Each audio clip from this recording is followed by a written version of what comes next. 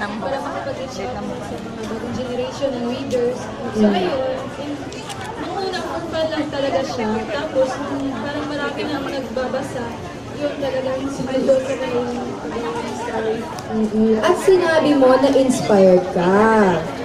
So kung inspired ka, ano ba ang mga scenes sa story na talaga namang nangyari o hinango sa totoong buhay ni Dolce? Yung mga scenes naman ko na pagpa, tapos naging macho, hindi naman ko siya nangyari sa totoo. Siguro yan lang po siguro yung nagmahal ng totoo. Kahit ilang beses ka lang nasaktan, masaya pa rin magpapaya. Oh.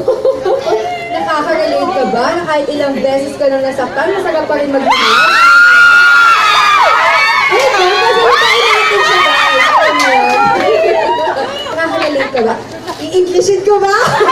Just remember, Tagalog tayo. Tagalog na, ayan. So, nakaka-relate ka ba doon? Naniniwala ka ba na